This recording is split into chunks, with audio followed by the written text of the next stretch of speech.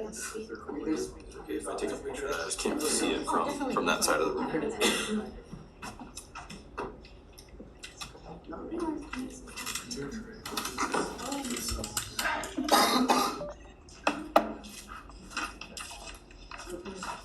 Sick.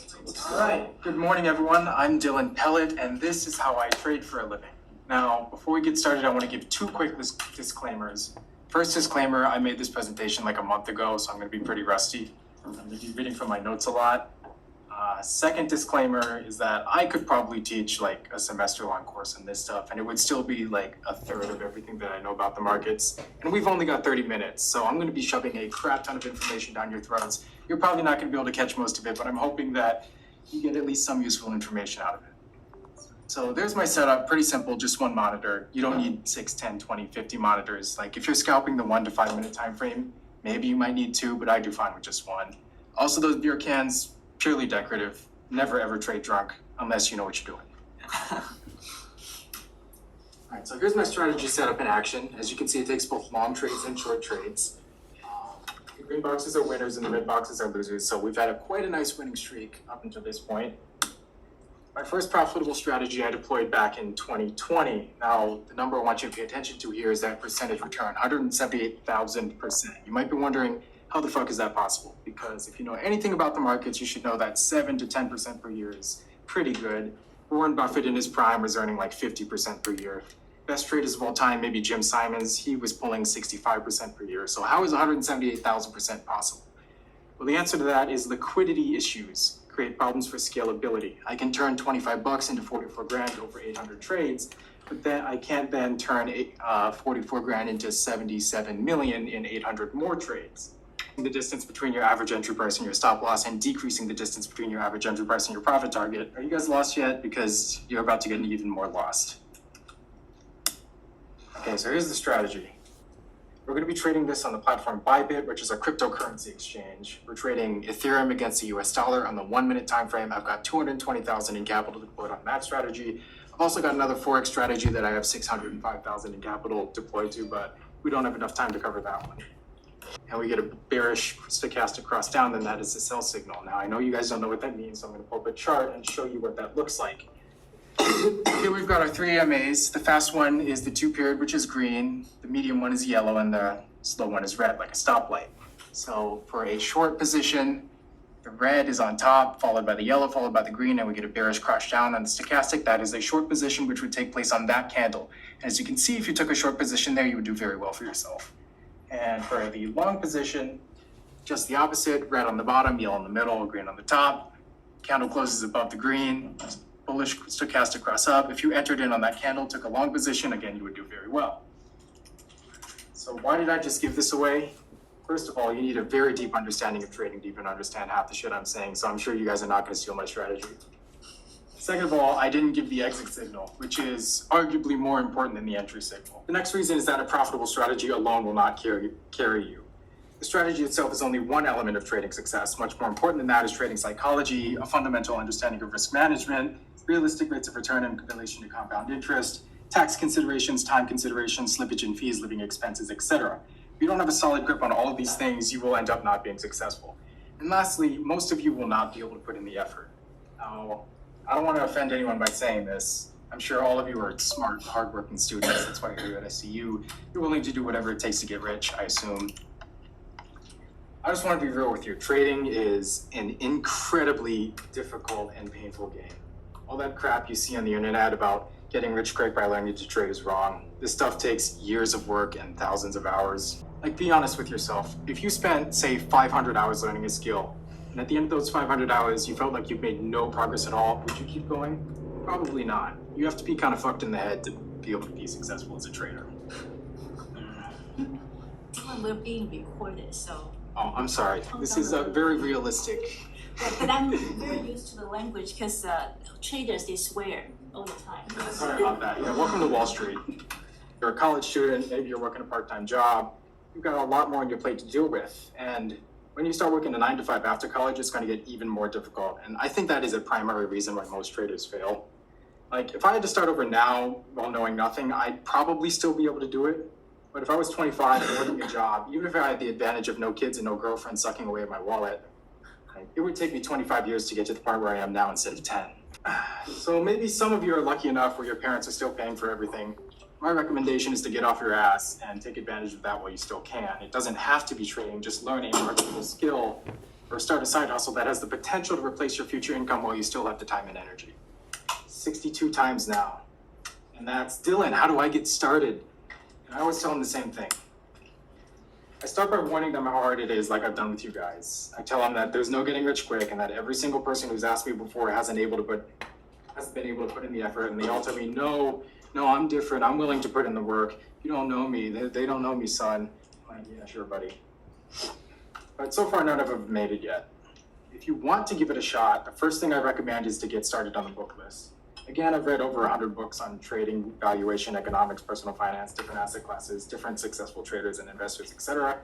If you want to see the whole list, I put a QR code and a link there that you can scan. But if you're still interested, here's how you're going to want to get started. So the first thing you're going to want to do is pick a niche. There's so many tradable instruments out there. A list of a couple of them. The ones in bold are the ones I've traded personally. Whenever I tell people I trade crypto futures, they're like, oh, you're just a poser, bandwagoner, get out of here. But I want you to understand that I can trade anything so long as it has a chart and it's liquid. It's just at this point in time, crypto futures are the best option for me personally because of the reasons I've given before. It's the most liquid, it's got the best fee structure, it offers high leverage, it's open 24/7, and it's got the 60/40 tax treatment. If I wasn't trading crypto futures, I'd probably move back to pure Forex. Futures are good too. Personally, I don't understand why stock trading is the most popular out of all of them. Probably just because it's the most well known, but there's so many disadvantages to trading stocks as opposed to other instruments. Like, there's a lot more fundamental factors at play, plus it only trades 9:30 to 4:30 New York time. And there's thousands of stocks to trade, so the liquidity is spread out a lot more as opposed to, say, currency trading where there's only 8 majors. Anyway, so step 1, pick one thing that you want to trade. Step 2, learn the charts. Learn how to read a stock chart, learn the candlesticks, learn how to backtest, learn the pattern. Step 4, backtest different indicators and strategies. Check the market every day. Watch how it behaves over time. You won't find an edge right away, but you'll start noticing patterns, and this will take thousands of hours. That's the hard part. Now, finding a profitable strategy itself is not that important. Many commonly known strategies, such as the ones I've listed below, can and do work if you fiddle with the settings and slightly adjust the entry signals and the stop losses, and come up with a rules-based system that you can backtest and adjust and so on.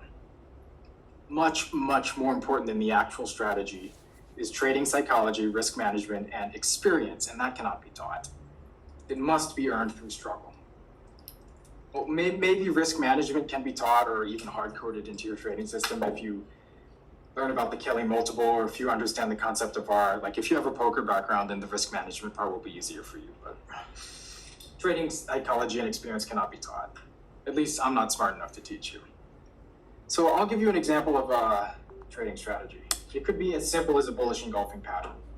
Super simple candlestick pattern, just 2 candles. All it is see the green candle? The green candle has to engulf the red candle. That means the close of it has to be greater than the open of the red candle. That's it, right? So what you would do is you would enter, pull up a picture. Here's an example of one. What you would do is you would just enter at the close of the green candle. You would set your stop loss below the open of the green candle, and you'd set your profit target equivalent to the distance between your entry price and your stop loss. That's what it would look like. Bullish engulfing, go long there, take profits there, your stop loss right below there. That's it. Then you would just wait for the price to either touch your stop loss or touch your profit target. In this case, it touched our profit target. Then you would back test that and go back in the chart and see what would have happened if you took that trade every single time that candlestick pattern appeared on whatever security that you're trading on. And let's say that every time you go long over the past 100 trades, 55% of the time the price would hit your profit target before it hits your stop loss. And the other 45% of the time, the price would hit your stop loss. If you're risking 1% of your account per trade with a 1-to-1 risk to reward ratio, it means every time you win, you earn 1%, and every time you lose 1%. With a 55% win rate, if you add up all your winners and subtract all of your losers, that comes out to a 10% return. Let's say that in order for 100 trading opportunities like this to pop up, it takes 6 months. A 10% return over 6 months is not bad. That's 21% annualized if you compound. Let's say you start with 10 grand. Let's say you work a job, so you're able to contribute another 10 grand per year, and you're earning your 20% interest rate compounded twice annually. You give it 30 years, that's almost $20 million.